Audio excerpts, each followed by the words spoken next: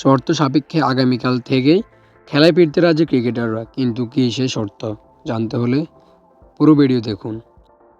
সব ধরনের ক্রিকেট বয়কটের অবস্থান থেকে সরে এসেছে ক্রিকেটারদের সংগঠন কোয়াব। আগামীকাল শুক্রবার থেকেই ক্রিকেটে ফিরতে চায় তারা, তবে এই জন্য কিছু শর্ত দিয়েছে তারা। আজ থেকে বিপিএলের ঢাকা পর্বের খেলা শুরুর কথা ছিল, তবে কোয়াবের পূর্ব ঘোষিত কর্মসূচি সব ধরনের ক্রিকেট বয়কটের অংশ হিসেবে আজ বিপিএলেরও ম্যাচ বয়কট করেছেন তারা।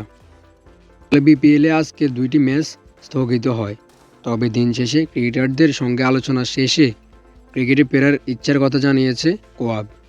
আসন্ন টি-20 বিশ্বকাপ, নারী বিশ্বকাপ বাছাই, চলমান অনূর্ধ্ব-19 বিশ্বকাপও বিপিএলে কথা বিবেচনা করে সিদ্ধান্ত পরিবর্তন করেছে কোয়াব।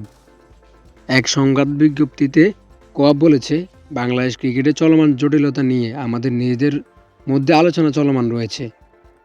আমরা ক্রিকেটাররা আলোচনা করে উপলব্ধি করতে পেরেছি আমাদের নারী জাতীয় দল এখন বিশ্বকাপ বাছাই পর্বে খেলছে নেপালে।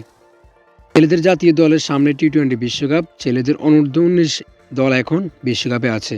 সব ধরনের খেলা বন্ধ করার প্রভাব এই দলগুলোর উপর পড়তে পারে। বিপিএলকে আমরা খুবই গুরুত্বপূর্ণ মনে করি।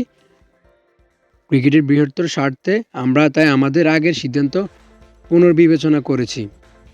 বিসিবি পরিচালক এম নাজমুল ইসলামকে অর্থ কমিটি থেকে সরিয়ে দেওয়ার সিদ্ধান্তকে আমরা স্বাগত জানাই।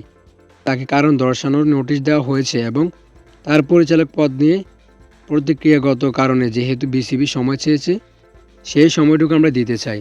তবে আশা করব সেই প্রক্রিয়া চলতে থাকবে।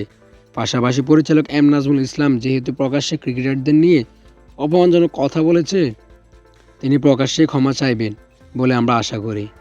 বিকে আমরা জানিয়ে দিয়েছি, তিনি প্রকাশ্যে ক্ষমা চাইলেও তার পরিচালক পদ নিয়ে প্রক্রিয়া চলমান থাকলে আমরা শুক্রবার থেকে খেলায় ফিরতে প্রস্তুত।